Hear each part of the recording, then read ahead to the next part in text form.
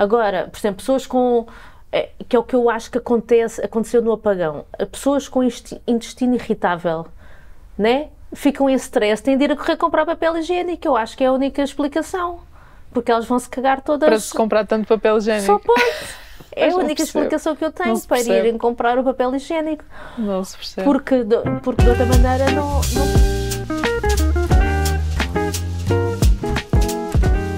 Houve uma amiga minha que depois me perguntou: então, mas qual é o problema de comer placenta? Eu, opa, então... ela estava a brincar contigo.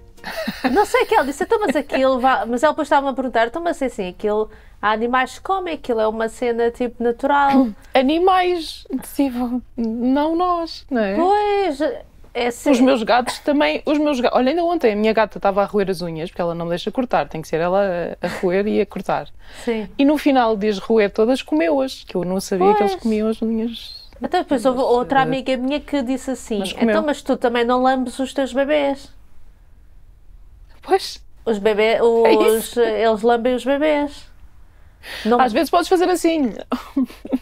Pois, que eu mesmo que eu evito. A minha mãe, eu lembro da minha mãe me fazer muito isso em miúda, e agora dou por mim. Eu agora estás aqui suja no canto da boca. Deixa limpar. E é sempre a pasta de dentes. Olha, eu sempre que chego com o Gonçalo à escola, nós temos assim de manhã, uma pessoa está a tentar despachar-se e despachá-los a eles. Claro. E quando eu chego à porta da escola que eu olho para a cara dele. É sempre. Olho para a cara dele e ele tem sempre assim aqui... Um rasgo. Da pasta de dentes. Está sempre de pasta de dentes. E eu estou sempre naquela, pá, eu não quero estar a lamber o dedo. A cuspir? Não quero estar, porque eu acho isto não é higiênico. Eu às vezes abro a garrafa de água dele, tento tirar um bocado de água para limpar. E ele, ai, oh mãe, fica logo todo... não gosta, mas tipo, eu tento não lamber, o que eu acho que não é... Pois, não. Mas é uma tendência automática das mães, especialmente quando eles são muito bebés. E depois fica, não é? É aqueles hábitos que ficam. Mas estávamos a pensar nisto, o que é natural? O que é natural? O que é que nós definimos como conceito de natural? Porque até nesta conversa do comer placenta, o que dizem é que é uma coisa natural. Mas o que é natural? O que é que as pessoas definem por o que é natural? Eu acho que... Não é fácil, não é? Nós somos todos animais, não é? Pronto, tudo bem. Mas... eu acho que deve haver diferenças, mas não seja porque não há necessidade. O sistema imunitário é diferente dos animais para nós. O crescimento deles, o nascimento de um gato. Eu já tive gatos bebés aqui em casa que nasceram cá em casa e ela, mal eles nasceram, ela começou a lamber os gatos. Exato. E comeu a placenta dela. E comeu a placenta, sim. Estou-me a lembrar agora. Ai, tu viste a comer a placenta. Que nojo. Sim. Eu fiquei... foi assim uma coisa muito... Eu tirei uns dias para ficar com ela porque foi um acontecimento cá em casa. Que eu não estava nada à espera. Eu sabia que ela estava de bebê, mas a primeira vez quando eu cheguei a casa ela andava com qualquer coisa na boca. Andava pela casa atarantada com qualquer coisa na boca e eu pensei, oh meu Deus, eu tenho ratos em casa. Oh meu Deus, eu não acredito que isto me está a acontecer. Pois, são tão pequeninos. Não, já tinha nascido um. Ela teve 3 e já tinha nascido um e ela estava completamente desobstinada, não sabia o que é que havia de fazer à criatura e andava pela boca a tentar esconder-se pela casa. Oh, coitadinha! Porque não tinha feito um ninho, não é? Não tinha feito um... Tive eu depois que improvisar e convencê-la que estava segura ali, porque ela depois não estava segura, andava sempre a movê-lo de um lado para o outro com medo que lhe fizessem mal, porque eu tinha mais 2 gatos, não é? Então, tu não a levaste às consultas de preparação de parto? Tinhas de ter levado às consultas no centro de saúde dos gatinhos para ela saber... Eu nem sabia que ela já estava pronta para ter bebés, quanto mais. Eu achei que ela era muito novinha para ser esterilizada, achei que não havia necessidade. Mas eles não acharam. Quando eu dei por mim, ela já está... Pois não acharam, não. Quando eu dei por mim já tinha ido. E eu não sabia o tempo de gestação dos gatos. Também não sabia quando é que ela tinha engravidado, não fazia ideia. Mas de repente chego a casa do trabalho às 6 da tarde e anda ela com uma coisa na boca. E assim, mas o que é isto? Ai, o que é que tens na boca? Um rato? Como é que eu tenho ratos em casa? Não era um rato. Não, era um coitadinho. gato. Bem, foi um acontecimento assim, uma coisa. Mas isto para dizer o quê? Que o instinto dela foi realmente de lambê-los e de lavá-los e estava constantemente a lavar e quando eles faziam xixi ou quando faziam as necessidades deles, ela limpava. Ela Porque é um instinto... Ok, Sim, ela lambia sim, tudo. sim, Comia tudo. sim. Mas Literalmente. nós não Agora fazemos isso. nós não precisamos de fazer isso, não é? Não é... Lá está, somos outra espécie. Somos animais, ok. Mas somos outra espécie, com necessidades diferentes. E placenta não faz parte do rol de necessidades, acho eu. Que é certo é que Não, ninguém morreu até agora por fazer isso, não é? não sabemos. Apesar de ter- Não sabemos, nem sabes se ficaram doentes, porque tu tens. Eu depois fui à procura do porquê que as pessoas vão comer porque que agora há esta cena do comer a placenta. E era. Voltou. Dizem que é por causa do ferro, por alguma deficiência em ferro. Mas tu podes compensar as deficiências em Mas ferro há suplementos, com suplementos. Eu neste momento ando a tomar claro. suplementos que a médica me receitou de ferro. E depois o risco é sei lá, ou tu comes logo ali a placenta no sítio, não é? Fresquinha ainda ou quentinha ainda, em que ela ainda não teve tempo para se degradar. Mas eu não é, eu achei recomendo. que era. Eu achei que era isso que acontecia, não sei muito Não, bem como, mas eu achei que era isso os que médicos acontecia. não te deixam fazer isso no hospital. Depois, pode ser, de Então, alguma maneira, tentar congelam? convencê-los a levar.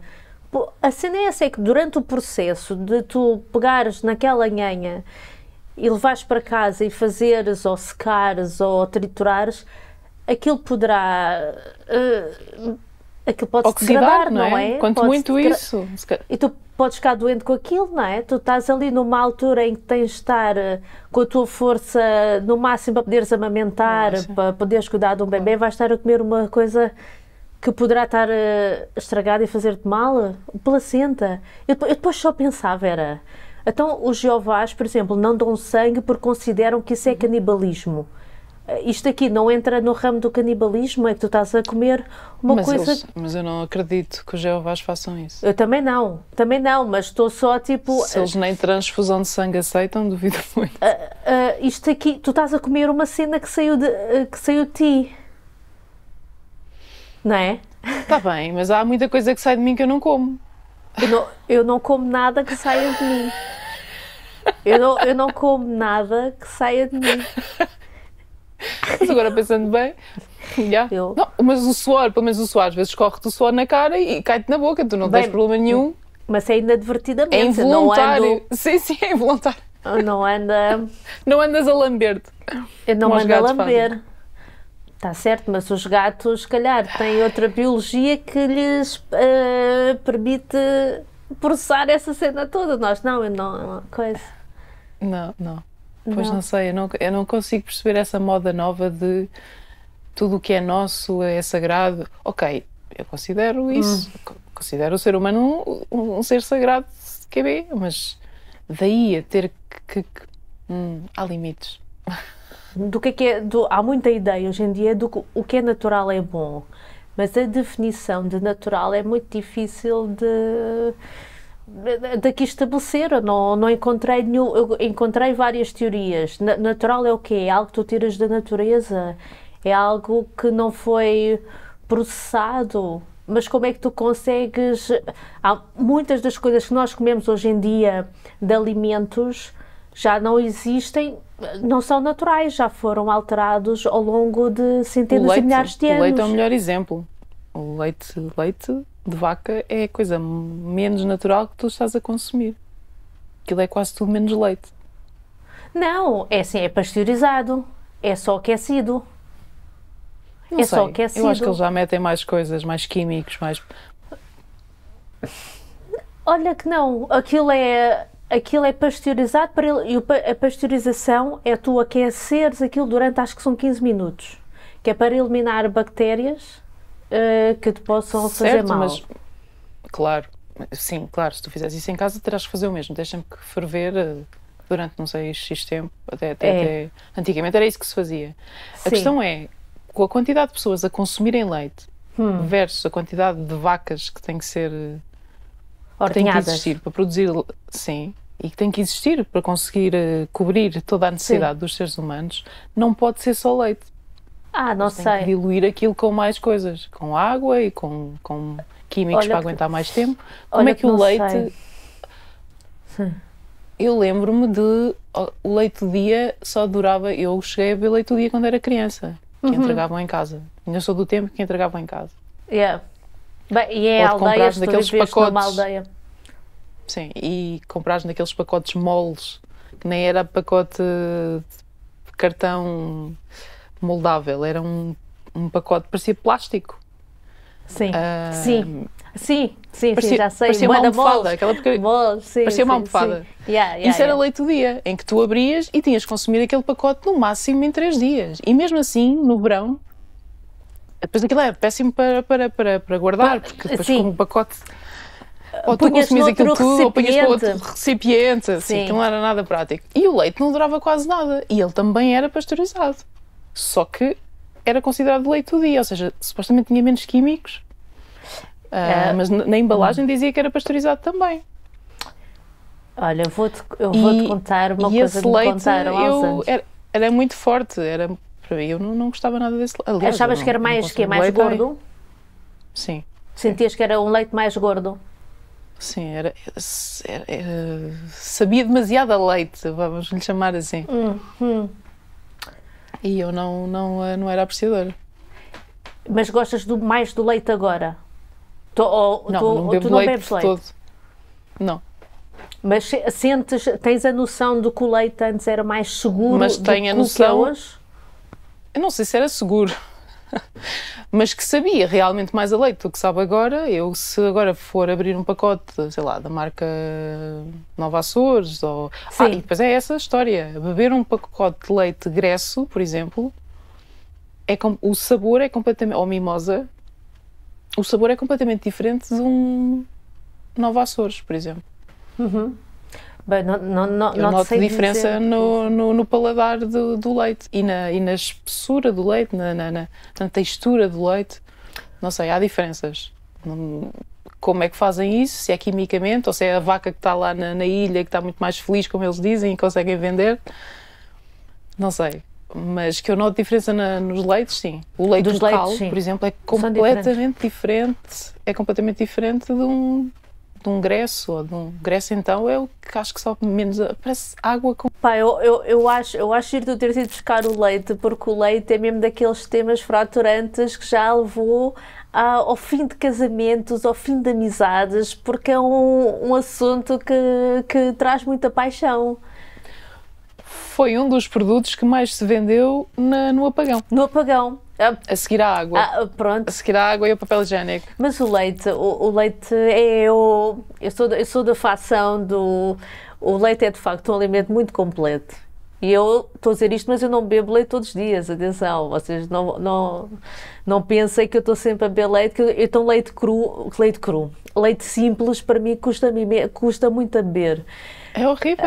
Sim, não sou fã, eu bebo leite ou aquecido com outras coisas, ou com as papas de aveia, ou em iogurtes, em gelados, em queijos, ou noutras coisas. A beber o leite fresco, ou leite então à temperatura normal, pá, poupem-me, mas eu não consigo beber aquilo. Mas o leite, tu estavas a falar, eu estava-me a lembrar de uma coisa que me contaram há já um tempo, há uns anos atrás. Aqui em Mafra havia muitas pessoas com vacas e que produziam leite. E havia a cooperativa que passava, as pessoas vendiam para a cooperativa o leite que as vacas produziam. E tinham aquelas vasilhas que enchiam com o leite. E recebiam por cada vasilha. Só que às vezes as vacas não davam aquele leite, o leite todo que queriam. Então as pessoas completavam com o que tinham à mão. E isto não é agora, isto já foi há uns 40 ou 50 anos atrás. O que significava que o produto final era um produto de muito baixa qualidade. Agora vou saltar uma gata aqui para o meu colinho. Era um produto de muito baixa qualidade. Hoje em dia o leite e as empresas produtoras de leite já levaram, já houve tanto drama, já houve tanta coisa que já se elevou também muito a qualidade da produção do leite. Portanto, eu até tenho um grau de confiança alto com os leites que nós bebemos. Agora, porque é que eles são diferentes entre marcas? Não sei se poderá ser da alimentação, não te sei dizer. Pode ser, não te sei dizer. Pode ser, mas também pode ser o processo. Eu estou-me a lembrar que em miúda, aquelas viagens de estudo que as escolas faziam, eu fui a 2 fábricas de leite. Fui à Agros e à Mimosa. Sim. Claro que tinha para aí, sei lá, 7, 8 anos, não devia ter mais. E nós andámos lá pelo meio a ver todo o processo. E eles, efetivamente, misturam outras coisas, claro. Mas recordas do que era? É que também o que se calhar se fazia há 20 anos também não... Pode já ser diferente, sim. Pois, exato. Eu não sei se o processo, entretanto, mudou. Mas eu lembro-me de haver muita medição e acho que a temperatura era muito importante, que eles também diziam. Sim, isso é para a pasteurização, sim. Mas não me recordo, não fiquei com a ideia de... Não saí de lá com vontade de beber leite. Ok. A verdade é essa. Porque achei aquilo demasiado... Claro que era criança, não é? Sim. Mas mesmo assim achei aquilo demasiado fabricado. Eu percebo. Eu percebo onde é que tu queres chegar, mas às vezes eu acho que nós estamos muito martelados com uma certa ideia esta ideia do natural é bom. Só que essa ideia eu acho que é muito falaciosa. Porque tu então, se fores beber o leite acabadinho de vir da vaca, que há muita gente que ainda defende que é o melhor, tu estás sujeito a apanhar doenças que claro, se não ferveres o leite, se não o ferveres, tu estás ali muito sujeito a apanhar doenças. E há pessoas que estão confortáveis com isso. Eu já acho que é um ponto na vida em que se vocês são adultos, estão informados, querem beber, querem comer placenta, querem fazer o que vocês quiserem, são escolhas. Não metam as crianças no meio, não é? Quando começam a dar crianças é que eu fico mais preocupada. Sim. E nós estávamos nisto no natural, porque há pouco tempo nós começámos a falar, tu mandaste-me um reel de uma senhora que é Fernanda Botelho, que é herbalista. E eu com aquele reel, eu tive que o ver por fases, porque eu já estava a ficar ansiosa com algumas coisas que tinha ouvido naquele reel. Nada contra a senhora. Nós depois, ainda por cima, eu fui pesquisar a senhora na internet e o Google, aquilo está mal listado, e o Google diz que ela morreu em 2007. Então nós ainda ficámos... Quando eu te estava a mostrar reels que tinham feito há 3 dias. E nós estávamos ali um bocado confusos. Então, mas a mulher morreu em 2007 e anda aqui a fazer reels. Como é que isto acontece? E esta senhora é herbalista e defende muito a cena da cura pelas plantas. O herbalismo defende que tu poderás usar as plantas para uso terapêutico, sendo a planta, tudo da planta, seja folhas, seja fruto, seja raízes, seja eu já nem sei o que é que disse, tem agora uma gata aqui a dar-me com as unhas também. E já estou baralhada. E que tu podes usar isso para curar doenças. E o que se defende é que as plantas podem curar todas as doenças. E eu logo aqui começo a ficar ansiosa quando ouço cura cancro. Não é? Pois.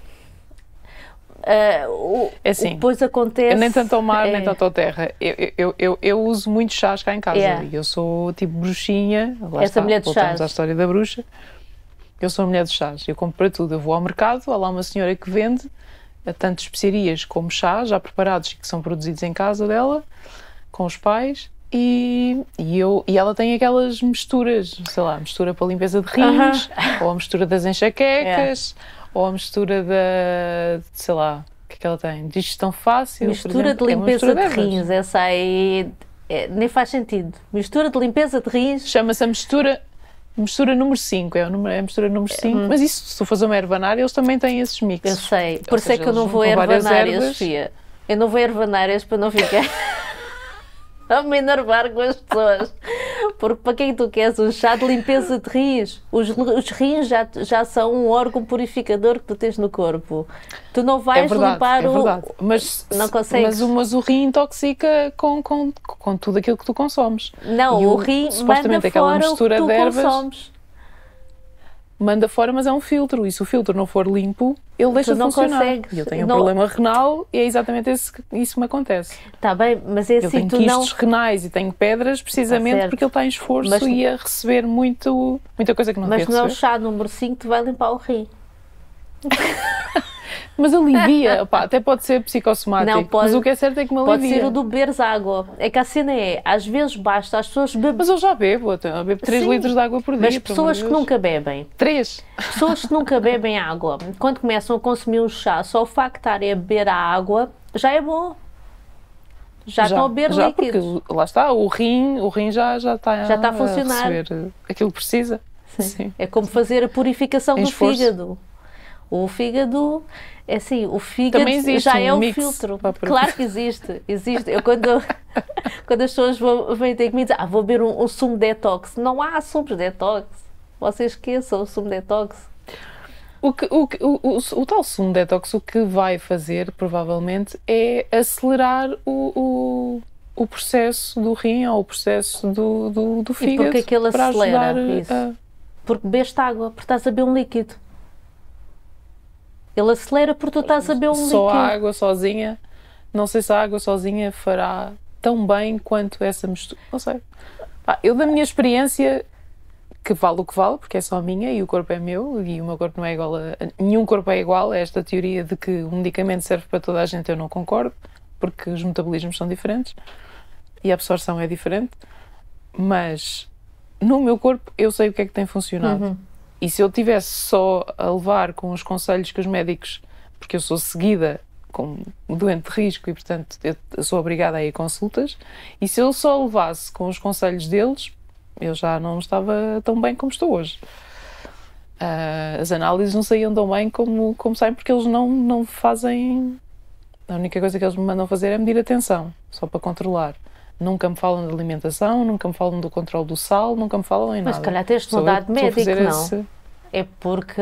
Não é do hospital, não tem como. Se eu sair dali, eu deixo de ter apoio. Porque, é assim, ou é aquilo ou é aquilo. Isso depois é daquelas coisas. Também há maus profissionais em todo lado.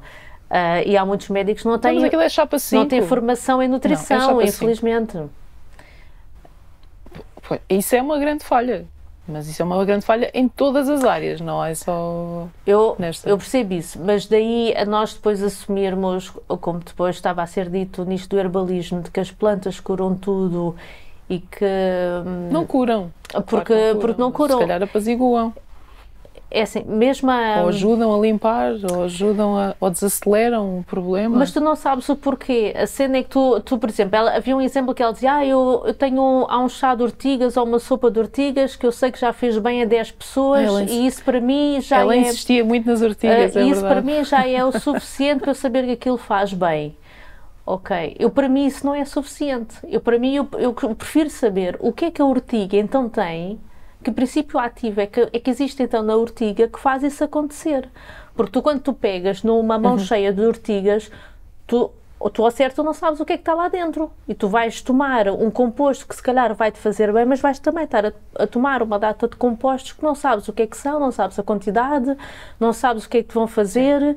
Tu não sabes. E a diferença para as ciências farmacêuticas é o tu identificar se aquele composto o que é que faz bem, que é para tu depois isolares, para tu depois o criares em laboratório com um grau de pureza elevado e que possas administrar às pessoas, depois de já terem sido feitos testes científicos e testes clínicos para tu saberes qual é a quantidade que é necessária para pessoas com determinado peso.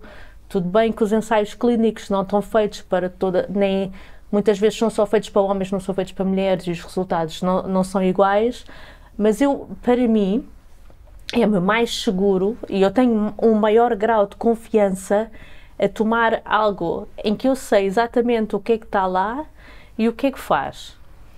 Eu vou dar aqui um exemplo concreto. As pessoas às vezes vão começar a pensar que eu sou uma pessoa que adora química e não sei o quê. Eu nunca curti de química quando estava na escola. Eu tive química até ao 12º, com técnicas de laboratório. Tive química na faculdade. E fui passando porque tinha de fazer aquilo, mas de facto eu cheguei à conclusão que a química está em todo lado. Ou é como aquela cena do Rei Leão, quando eles estão a olhar para o céu, o Pumba, o Timão e o Simba, e eles estão a discutir o que é que são as estrelas. E o Pumba diz, eu acho que são grandes bolas de gás a arder a milhões de quilómetros de distância. O Timão diz que era pirilampos colados numa tela. E o Simba diz que eram os reis do passado que nos estão a observar. E depois viram-se para o Pumba e dizem, Pumba, para ti tudo é gás. E é verdade, o Pumba era a personagem mais racional daquelas três. Na realidade, tudo é gás e tudo é química, tudo é um químico. Isto faz-me sempre lembrar, eu quando estava no 12º, eu tinha técnicas laboratoriais de química. E nós tivemos de produzir aspirina. E a aspirina vem da natureza. Vem a primeira vez que... Antes de existir a aspirina, as pessoas o que é que faziam? Tiravam a casca do salgueiro, como os herbalistas fazem, e mascavam. E sentiam-se melhor. Só que eles não sabiam o porquê. Depois, com as pessoas cientistas, não é? Que trabalham nestas coisas, perceberam que era o ácido salicílico que existe na casca. E tu consegues fazer este ácido salicílico em laboratório. E nós fizemos isto. Só como nós éramos tão más na aula de química, a nossa experiência deu bué de pouco resultado. E nós não éramos propriamente boas pessoas. Roubámos de outra que tinha mais. E mesmo assim tivemos um rendimento péssimo. Tivemos um bom grau de pureza. Porque depois é isto, depois defines o grau de pureza, é a quantidade daquela substância que de facto tu conseguiste produzir. Tu sabes que aquela quantidade tem de dar X e tu depois fazes a conta, tipo quase uma regra, não é uma regra 3 simples, mas é quase. Tu vês qual é a quantidade que tens para veres o grau de pureza. Mas tu sabes que estás a consumir aquela substância. Tu quando estás a apanhar coisas da natureza, por muito giro que isto seja, e é muito bom as pessoas andarem no campo e conhecerem as plantas, porque a maior parte das pessoas não sabe distinguir plantas, mas eu tenho sempre muito receio nesta cena de apanhar plantas e consumi-las, porque a natureza tanto nos dá coisas boas como nos dá coisas tóxicas e que nos fazem mal. Mas eu parto do princípio que, lá está, é como todos os químicos, as pessoas vão experimentando. O que é que as bruxas faziam? As bruxas faziam essas experiências todas, elas iam tentando, iam vendo o que é que resultava, o que é que não resultava, com as quantidades. Tanto é que quando receitavam com quantidades. Certo. Com gramagem. Houve uns que correram mal, não é? Se quisessem... Pois, mas isso é como tudo, não é? Os químicos, a malta da química que também está a fazer testes em laboratório, com certeza aquilo não sai tudo à primeira, não é? Digo eu. Mas não dás às pessoas. Lá está, só com a experiência. Pois é, um nível de segurança diferente. Sim. As curandeiras e as chamadas bruxas, era isso que faziam antes de darem às pessoas. Provavelmente devem ter experimentado muitas vezes. Se calhar experimentavam com animais ou experimentavam nelas próprias, sei lá. Não faço ideia. Mas o que é certo é que eu própria às vezes arrisco um bocadinho. Por exemplo, a minha gata estava com uma alergia na pele e em vez de eu levar ao veterinário, porque ela não se deixa agarrar, não se deixa apanhar, portanto ia ser um festival para conseguir pôr dentro da caixa de transporte para levar ao veterinário, eu pensei, ok, a cúrcuma é anti-inflamatória. Sim. Deixa cá misturar na ração dela e ver o que é que acontece. O que é certo é que, passado 3 dias, tinha menos e neste momento, já passaram para aí 2 semanas, ela não tem nada, está com a pele limpíssima. Não tem comichão, não tem nada. Aquilo passou e aquilo já estava bastante alastrado. Agora, será que foi... além da cúrcuma, eu pus uma gota de Neem, de óleo de Neem, misturado. Vai durante 2 dias. A gata está melhor, a gata está viva. Está vivíssima da vida. Às vezes está viva demais. É uma chata. não perdeu o apetite, não vomitou, não, nada. Simplesmente aquela alergia desapareceu. Se foi um conjunto de fatores, porque também coincidiu com porque aquele problema de pele normalmente é derivado ou de um fungo ou stress. Se coincidiu com o facto de eu entrar de férias e eu própria também ter ficado mais tranquila e passei essa tranquilidade para ela, e também de ter coincidido de ter vindo o sol, e o sol também supostamente ajuda aquela aí. Se calhar foi um conjunto de fatores. Mas o que é certo é que eu foi o tratamento que eu lhe dei e ela está impecável. A curcuma também é daquelas 150 euros numa consulta. A curcuma dá também, já ultimamente também é panaceira para tudo, e dá aquela, qualquer coisa que mal abres a internet, a curcuma é utilizada para tudo, é para o cérebro. Eu faço uma bebida chamada bebida dourada, que é uma mistura de cúrcuma com pimenta e com gengibre, e faço misturado tudo em pó e tudo misturado com uma bebida vegetal, normalmente é coco. E sinto-me muito melhor, sinto-me muito mais desinflamada quando bebo do que quando não bebo. Claro que ajuda a beber água, claro que ajuda a não consumir açúcar, claro que ajuda a não consumir muitos hidratos de carbono. É tudo um conjunto. Mas eu sinto a diferença nos dias em que eu tenho esses cuidados todos, mais a bebida dourada. Agora, é psicossomático? Sei lá, eu não quero saber, a que resulta eu faço. Vais fazendo. Eu até gosto, se eu não gostasse, por exemplo, a spirulina, que supostamente é um bom substituto de carne, porque eu não como carne, custa-me um bocado consumir aquilo, porque aquilo... Isso é o quê? Eu já ouvi falar da spirulina, mas é tipo alga? É tipo uma alga, é uma erva também? É alga seca triturada, é um pó. Ok. É um pó verde, mas que tem um odor... como é que eu vou explicar? Muito oceânico. É muito intenso. O cheiro da alga é muito intenso, mesmo muito intenso, quase nauseabundo. Não estás a dar motivos para provar essa alga? É muito rico, mas aquilo misturado com outras coisas, às vezes também dou aos meus gatos. Porque eu compro uma comida... São o teu tubo de teste. São os meus. Não, mas eu cheguei à conclusão que podia dar, porquê? Porque eu comprei uma comida seca, uma ração seca inglesa, que tinha, nos ingredientes, tinha spirulina. E eu pensei, calma, então, os gatos podem comer spirulina. Porque supostamente é uma fonte de ferro, potássio e magnésio. Sim, mas vai pondo quantidades pequenas, não vais pondo muitas, gente. Sim, eu não ponho tipo uma colher de sobremesa, pumba! Sim. Não faço isso, ponho pitadas. Ponho pitadas e vou vendo as reações deles, vou vendo se eles ficam bem dispostos, se não vomitam, se ficam mais energéticos. Tu tens de começar a fazer um registro, a fazer um livro do que é que tu meteste, porque senão assim não é científico. Tu tens de ir escrevendo o que é que tu deste, como é que ela reagiu, porque a nossa memória é péssima, tu tens de ir pondo. Não, mas eu sei. Eu sei como é que sei qual é a quantidade e sei o número de dias que eu devo fazer, por exemplo, porque noto, se eu der durante muitos dias, a spirulina só misturo nos úmidos, não misturo nos secos. Até porque eles o teu gato não qualquer gostam, dia transforma-se num super gato. Olha, isso é que era imortal. O meu objetivo é que ele seja imortal, porque eu não sei se consigo viver sem ele. Mas isso era incrível. Eu esta cena das cenas naturais sempre me assustou assim um bocado. Eu acho, às vezes as pessoas confiam em demasia nesta cena, nas coisas do natural, e aquilo corre mal. Por exemplo, nós antes de estar aqui a gravar, nós estávamos a falar dos telemóveis e da Apple isso faz-me lembrar o Steve Jobs. O Steve Jobs foi um gajo que hoje em dia ainda podia estar vivo se não tivesse recusado tratamento do cancro.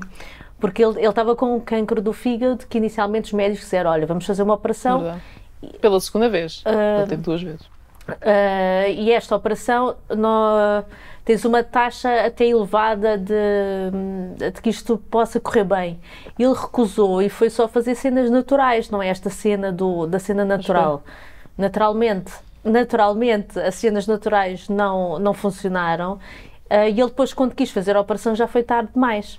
Foi quase aquela crença e a teimosia dele acabou por levar à queda dele. Não, mas isso Tu leste a biografia dele, mas isso tem uma razão de ser, porque isto foi o segundo cancro dele, não foi o primeiro. Ele já tinha tido. Eu imagino que tenha razões de ser, mas o resultado final não lhe correu bem. E a primeira vez ele seguiu tudo by the book pelos médicos. Tudo o que eles diziam para fazer, ele fez. E ele só teve 3 ou 4 anos ali de sossego e depois voltou tudo ao normal. E ele, da segunda vez, já não quis. Mas eu também passei por esse processo. Eu, em miúda, estava sempre muito doente. Eu conhecia melhor os corredores da pediatria de Coimbra do que os corredores do jardim infantil. As minhas amigas eram enfermeiras, portanto, eu passava muito tempo no médico e nos enfermeiros e nunca ninguém sabia o que é que eu tinha.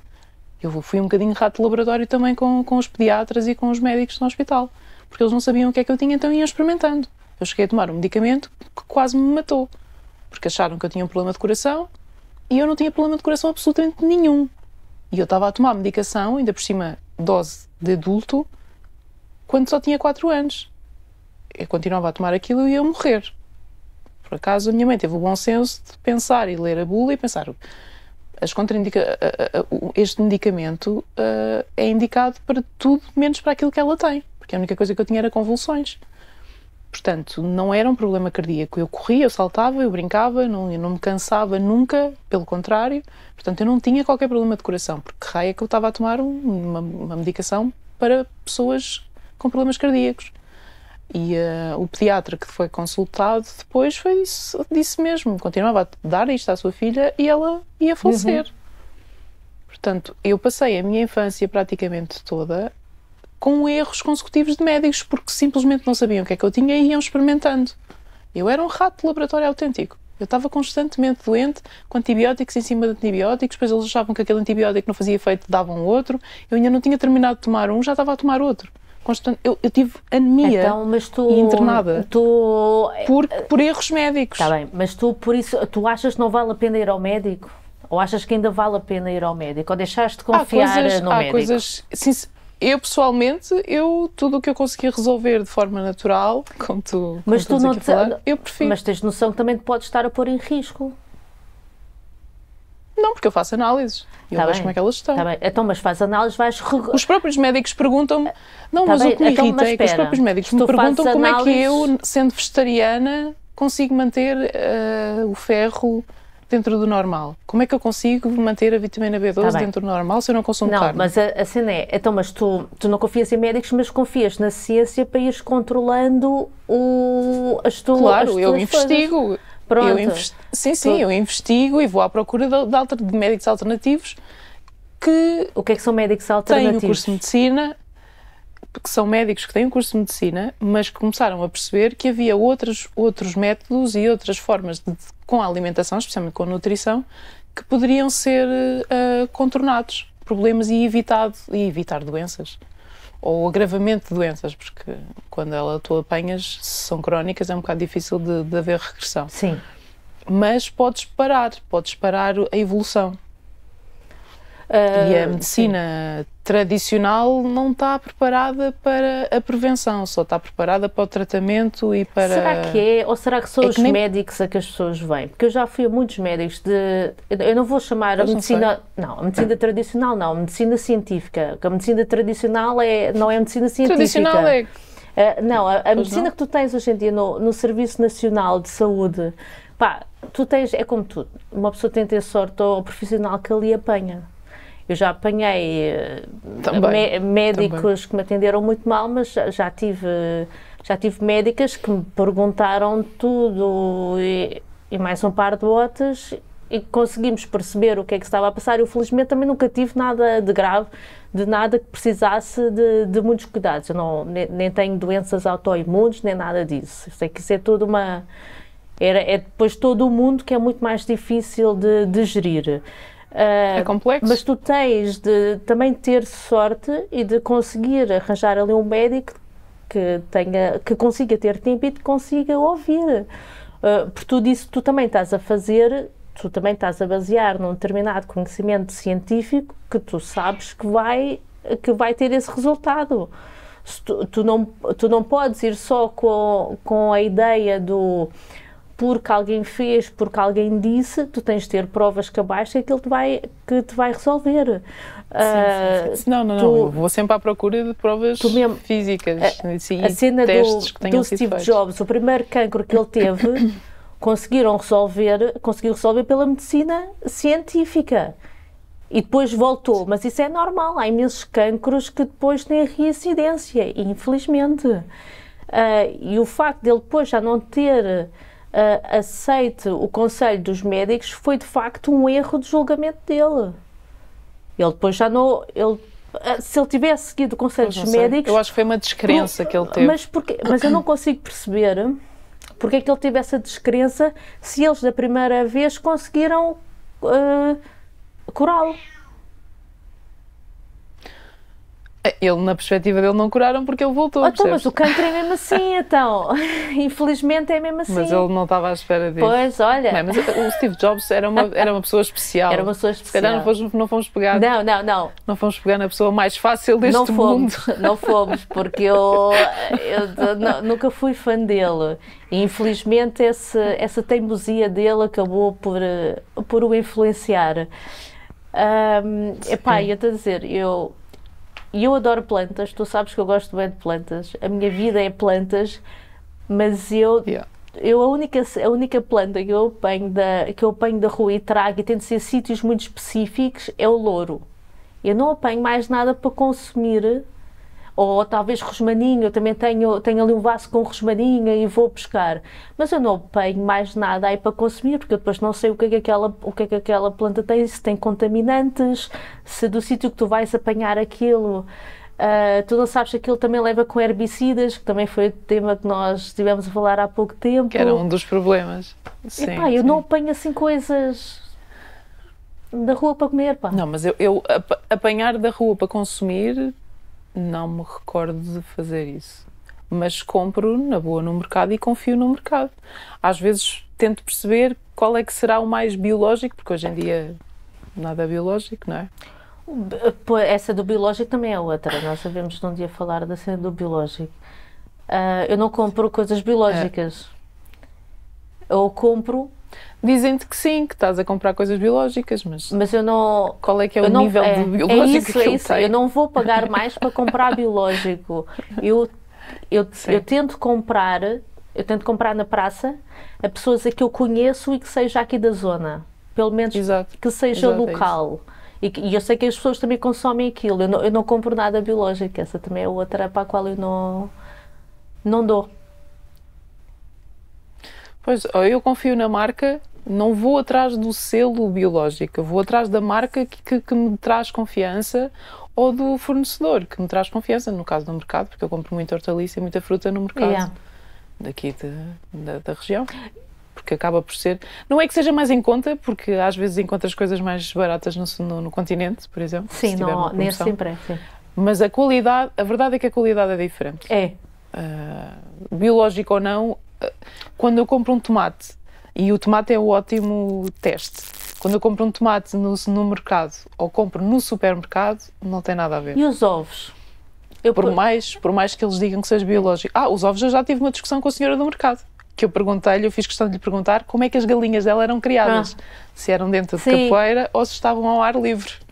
Porque há diferença. Tu abres o ovo e vês a cor da gema e tu percebes que a alimentação é que ela teve, se é saudável ou não. E a que é certo é que ela disse, eu sei que é que vai perguntar, e sim, as minhas galinhas são felizes, porque as minhas galinhas andam à solta. Mas leve os ovos e experimente, e depois diga-me se gostou ou não. E de facto, a gema é de um laranja, não é aquela coisa amarela pálida que tu compras no supermercado. Se bem que há uma marca no supermercado que é... Matinados, acho. Eu quando tenho de comprar de supermercado, essa é a única marca que eu compro. Porque os ovos que eu trago da praça não têm mesmo nada a ver. Não tem nada a ver. É outra categoria, não é? O tamanho dos ovos, do tamanho, o sabor. E a cor, a cor da gema é completamente... Só pela cor da gema tu já percebes se aquela galinha teve uma boa alimentação ou não. Ou se está feliz ou não está feliz. Se está feliz ou não está feliz. As emoções da galinha contam na execução do ovo. O ovo escalfado tem de vir de galinhas felizes. É como o leite das vacas felizes. É assim. Se tu estás em stress, tem influência, Isso não era é? outra Na tua coisa biologia. que a senhora dizia no vídeo dela, das emoções, as doenças e as emoções. E eu acho que isso é é uma afirmação, pode ser certa para algumas doenças, mas que é usada abusivamente. Há doenças que de facto... A medicina chinesa associa muito A medicina chinesa. Tu queres me matar do coração com a medicina chinesa.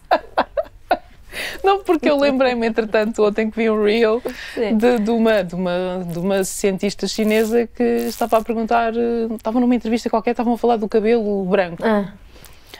Como é que os chineses tinham uma taxa tão baixa de pessoas com cabelo branco? Qual era? E a explicação que ela deu foi que o stress está associado aos rins. Ou seja, as emoções de stress e o nível de... Ai, ajuda-me. Como é que se chama a hormona do cortisol? nível do stress? O cortisol. Os níveis de cortisol refletem-se nos rins e no funcionamento dos rins. E quando umas glândulas dos rins não funcionam bem, reflete-se tem picos de stress, o que provoca a cor a do morte cabelo. das células. Sim. Pois é. Basicamente, o cabelo branco são as células mortas na raiz, não é? E eles controlam a alimentação e controlam as emoções associadas a essas doenças, ou seja, fazem uma alimentação que previne doenças renais, que por sua vez vai diminuir o número de cabelos brancos. O que é certo é que eu tenho aqui uma bela de uma madeixa. É stress, essa madeixa é stress. Foi stress. Esta madeixa surgiu durante a pandemia. Não há muita coisa. Então tu tens... Foi o meu pico de stress no trabalho e pessoal também. Foi quando me surgiu. Há muitas doenças associadas ao stress. Agora, há doenças que não têm absolutamente zero a ver com stress, não é? Atenção. E eu consegui diminuir o tamanho da madeixa diminuindo os meus níveis de cortisol. E agora vais-te rir. E aumentando o consumo de mirtilos. De mirtilos? O mirtilo... Então, eu não sou contra as pessoas comerem mirtilos, atenção. Vocês não acham que eu sou contra estas coisas todas. Eu só acho que às vezes há afirmações demasiado abusivas. De facto, há doenças e mais uma vez, eu não sou médica, eu sou arquiteta paisagista, eu não sou médica, não coisa. Mas estas... És muito curiosa. Mas sou curiosa destas coisas. E a cena é, mesmo até aqui em casa, o Sérgio, por causa de stress, ele é um gajo super estressado.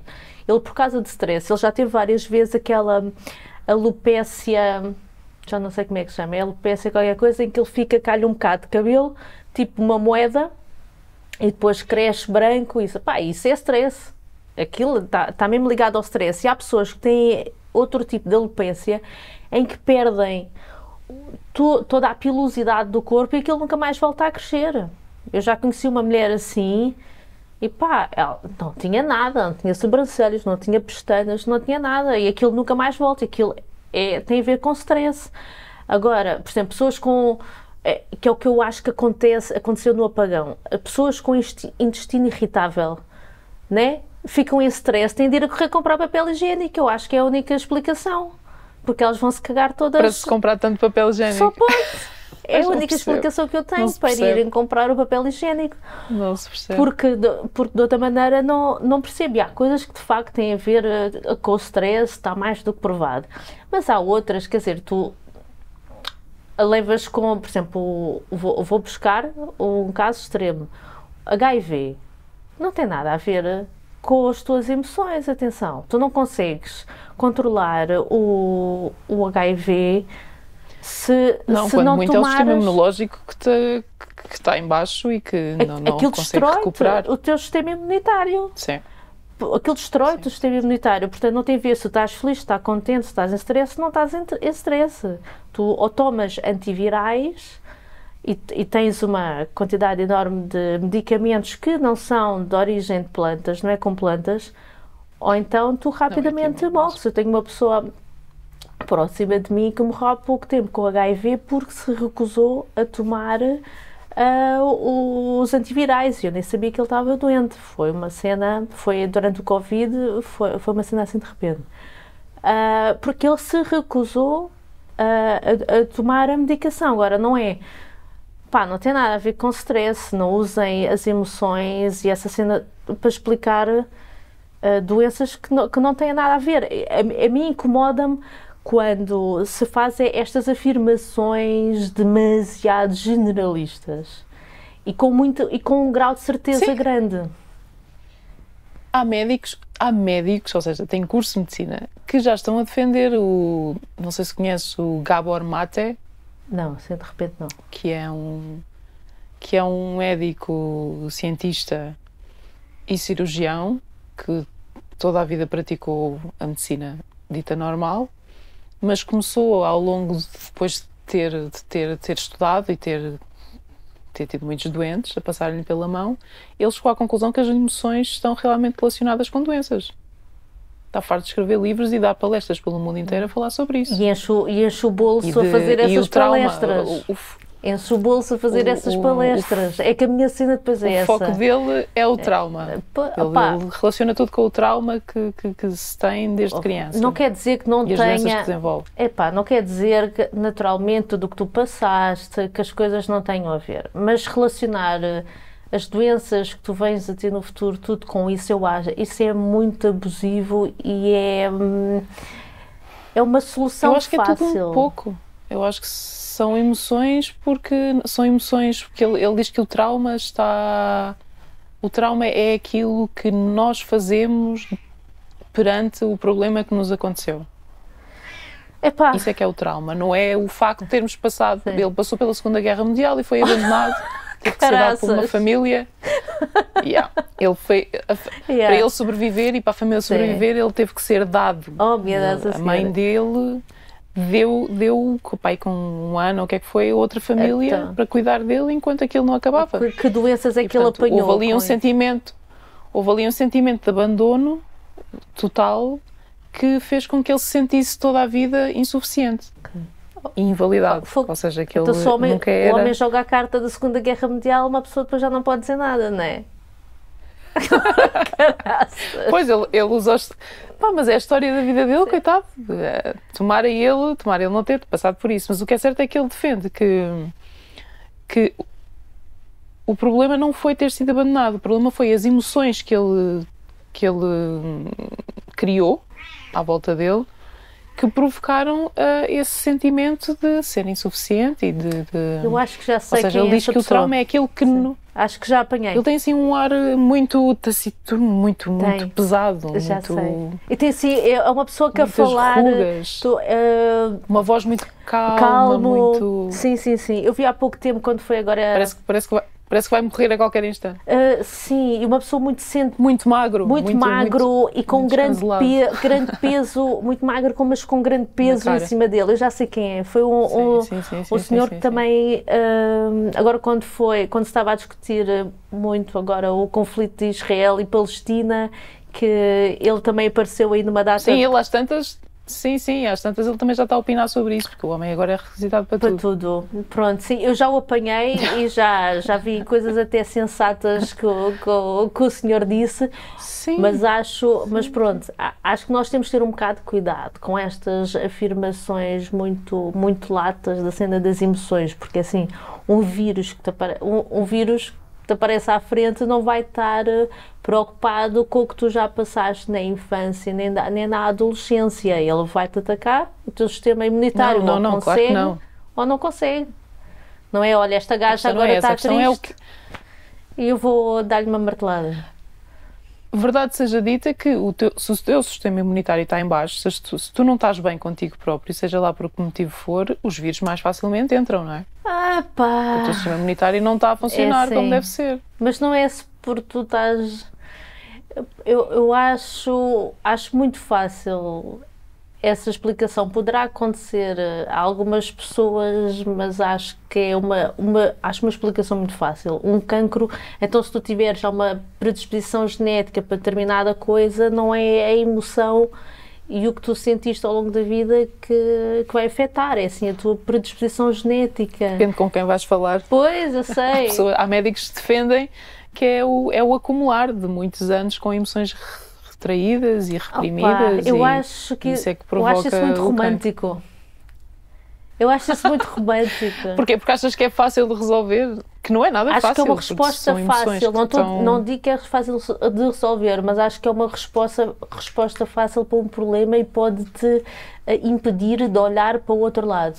Olha, apagou-se uma luz. E pode-te impedir de olhar para o outro lado e talvez não ver determinadas respostas porque te focaste na cena das emoções. Eu acho que as pessoas, quando chegam ao capítulo das emoções e ao tratamento das emoções, eu acho que já passaram por muitos químicos e muitas quimios e muitas rádios. Eu acho que... Pá. Eu tenho missão, eu tenho uma missão. Nem estou a falar de químico, estou a falar da quimioterapia mesmo. Que a quimioterapia para mim é terrível. A de quimioterapia, infelizmente a quimioterapia é um processo extremamente violento e que nós daqui a uns anos, espero eu, vamos estar a olhar para trás e a dizer, epá, olha, vê lá aquela altura que nós usávamos a quimioterapia. Da mesma forma que nós olhamos para trás a dizer, vê lá como nós fazíamos sangrias às pessoas, aquilo era horrível. Mas é verdade. Os choques elétricos para curar... Mais os choques elétricos. A homossexualidade. Não, essa aí, então... O que é que eu quero dizer é que, infelizmente, a medicina e a ciência está constantemente a evoluir e a diferença, para mim, entre a ciência e, muitas vezes, estas práticas que, apesar de já serem de há centenas de anos, a grande diferença que há é a ciência é uma prática que se vai autocompletando e que vai crescendo e que vai adicionando conhecimento. Eu já mudei de opinião em relação a inúmeras coisas porque me foi provado e que me foi mostrado que aquilo estava errado e o conhecimento gera conhecimento e daqui a uns anos eu espero que nunca vai haver uma cura para o cancro porque o cancro tem diversas origens, mas ao longo destes anos... E evolui. Ele é tipo o Covid, está sempre... Sim, também pode ir evoluir, não sei, olha, não percebo nada de cancros, mas a questão é, irão surgir outras formas de tratamento, mas infelizmente a quimioterapia também revela muitos bons resultados e... certo, mas o corpo tem que aguentar. Porque mas sim, nem sempre aguenta e hão de surgir coisas novas. E eu com isto, eu vou passar à minha sugestão, porque eu acho que a minha sugestão tem tudo a ver com eu não isto. tenho esta semana. Eu vou passar, que é, a minha sugestão desta semana é este livro, que é A Ciência e os Seus Inimigos, que é do Carlos Filhais e do David Marçal, que são dois grandes comunicadores de ciência. Vou ter que ler esse livro. Nunca viste este livro? Nunca. São dois grandes comunicadores de ciência cá em Portugal. O Carlos Filhais, eu acho que é físico, e o David Marçal é bioquímico. E eles... Sim, mas conheço os nomes. Conheces? Porque eles fazem muito trabalho de desmistificar muitas destas coisas. Eu até tinha aqui sublinhado um capítulo que tem a ver sobre os produtos naturais, que era por causa daquilo que nós estivemos a falar. E isto eu acho este livro muito interessante. Eu conheci primeiro o David Marçal por causa de um livro que era o Pseudociência, que era um livro muito pequenino, que se lia numa hora. E este da ciência e os seus inimigos, ele tem coisas como desde os inimigos da ciência, começando pelos ditadores que se dão sempre muito mal com a ciência, claro. Quando as pessoas começam, o problema é quando nós começamos a facilitar muito determinadas crenças, quando temos determinadas crenças que nos impedem de compreender às vezes a razão ou de ver provas que vão contra as nossas crenças. Isso é extremamente complicado. Eu tenho sombras atrás de mim, mas é a minha gata a brincar. Desculpa. E a religião também. E este livro eu acho que é muito... Eu posso-te emprestar, a gente faz uma troca. Nós vamos fazer uma troca. Olha, já acabei o outro. Então tens-me emprestar esse. No dia do apagão dei um grande avanço no livro. Opa. E entretanto já terminei. Isto é um capítulo sobre uma pessoa que nós falámos esta semana, que é o Deepak Chopra. Opa! Esse senhor é muito duvidoso. Eu tenho livros dele, mas é muito senhor, duvidoso. Olha, é como o meu irmão diz, está cheio de balilice. Cheio de balilice. Nós haveremos um dia de falar sobre um livro dele. Eu vou fazer o esforço de ler um livro dele, que acho que vai ser engraçado. Acho. Eu empresto, tenho 2 pelo menos. Eu empresto este, eu recomendo isto. Isto é fácil de ler, isto não é uma cena... Não é muito científico. Não é uma cena pesadona de ciência, fala em muitos casos reais e é absolutamente recomendado. Porque isto é um tema que já me preocupa já há bastantes anos. E daí nós vamos à procura daquilo com o qual também concordamos, e por isso é que nós também estamos aqui a fazer este podcast, que é para ouvirmos perspectivas diferentes.